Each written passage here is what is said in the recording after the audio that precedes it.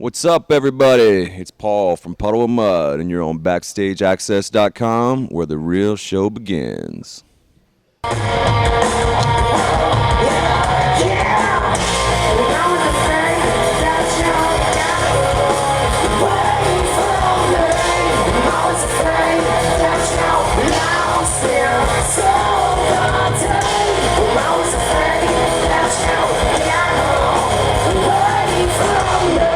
BackstageAxxess.com. We're here at the Bonzai Festival in Rochester, New York, with the one and only Paul from Puddle of Mud. Paul, how you doing, man?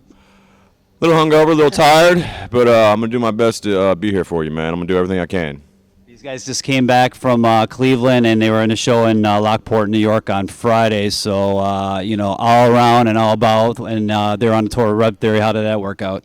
It was great, man. We've known those guys forever, good friends of ours, and last night was the last night of the official Rediscovered tour. So we threw down and got a little crazy and said our goodbyes. So I'm hurting a little bit today, paying the price. Of course, we got the early show today. The night I decided to go big is when we play at 4 instead of 10.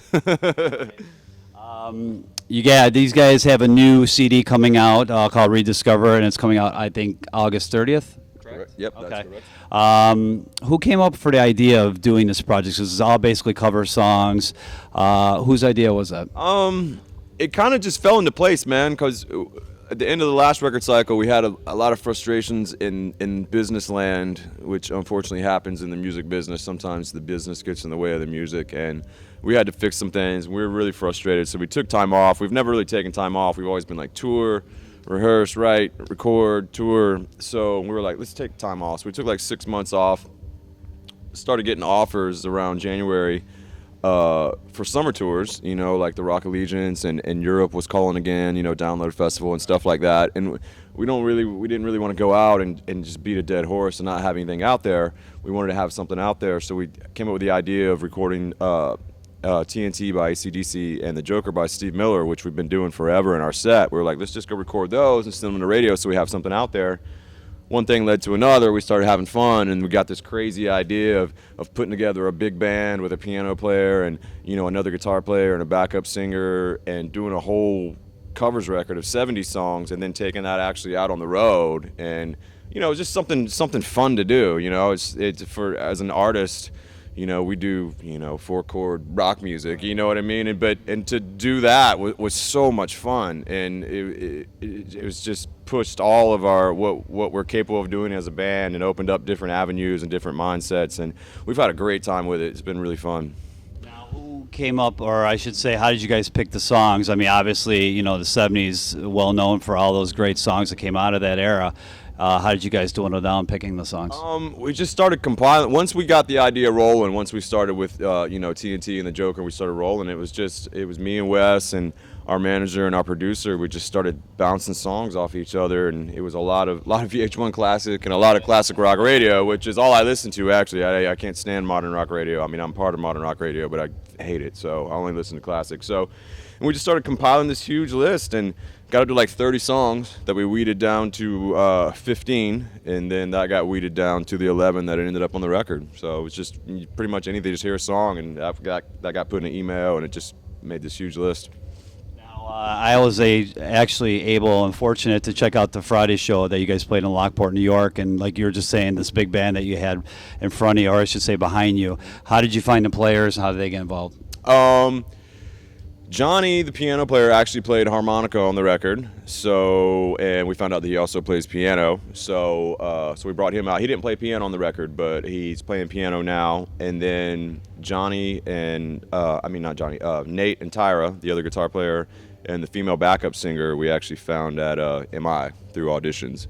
They came down, and she sang and he played, and they were great. And it's just so fun having that many talented people on stage, and we're this little grungy rock band, and to hear the sound that makes, it's just like, wow, I didn't think I could ever do that. You know what I mean? It's crazy. So it's fun. Are you guys doing any special promotions for the CD that's coming out? Anything like really cool that the fans should be aware of? Well, we just did the short run, where we had the 2 sets of the covers, and obviously we'll be doing a few on the Rock Allegiance tour. We're also talking about setting up I don't know if this is going to happen, but we're trying to set up an unplugged show, like a real small, at like the Viper Room in LA, and film a DVD, acoustic, like our own like unplugged show, and do a lot of the covers as well as all our stuff, Blurry and Drift and Die and all that. And I'm hoping it happens because we did a few radio stations recently with all the extra players, and it just sounded amazing, stripped down on acoustic. So I'm really looking forward to doing it if we do it.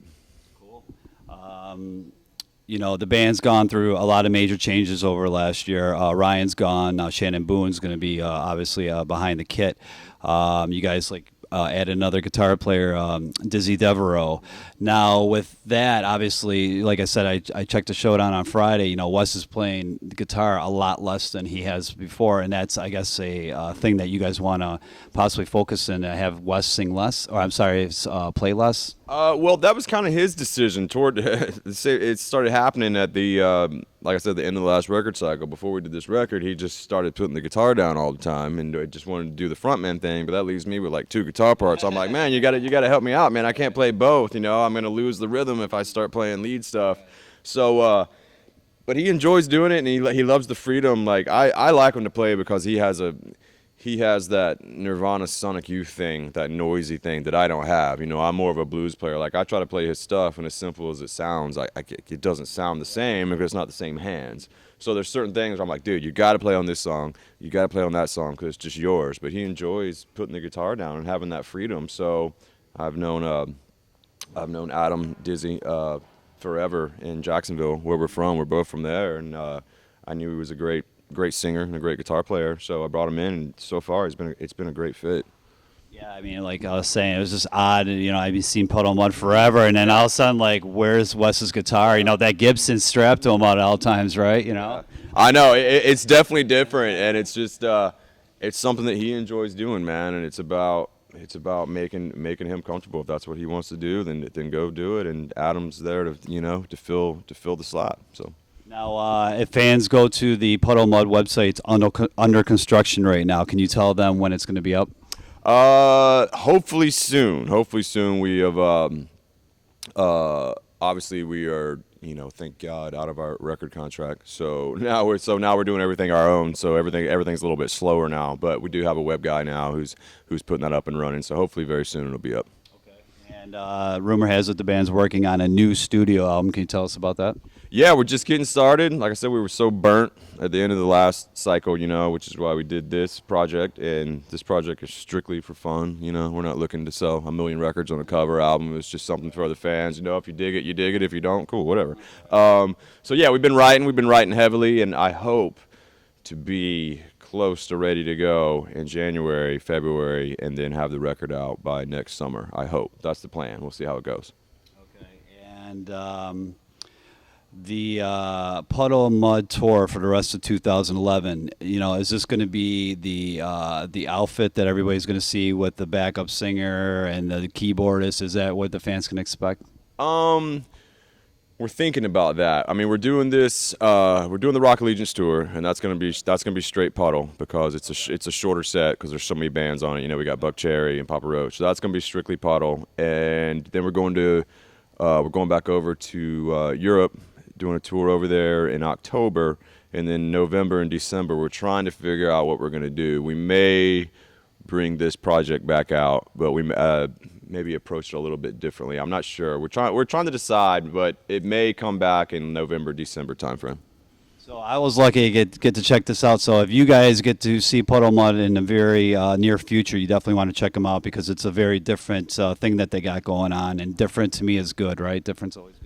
Yeah, I mean, like I said, we're not trying to win any fan. This was really for us. It was just something fun to do, and we came up with the idea and, hope that the fans see it the same way. Like, wow, that was completely different than any Puddle show I've seen Puddle a gazillion times, but that was really cool. I remember that show, so that was our whole plan in doing it. So, yeah, so I mean, if we do it again and you come out and I hope you enjoy it. So far, the reactions have been great. People have been loving it. So far, so good. All right, so check out the new album on August 30th, 2011, Rediscovered, and check out Puddle Mud when they come to your town, and the website will be up soon. And you want to tell them the link or the web address? Yeah, we got puddleofmud.com, obviously, but in the meantime, I always go to Facebook. I'm very active on that. I try to do daily stuff on there. Something, tell you the latest and greatest stories and news. And that's facebook.com/puddleofmud. So check out that as well. All right. Well, we want to thank Paul for taking the time to talk to us at BackstageAxxess.com, and like we said, check out Puddle of Mud when they're on the road.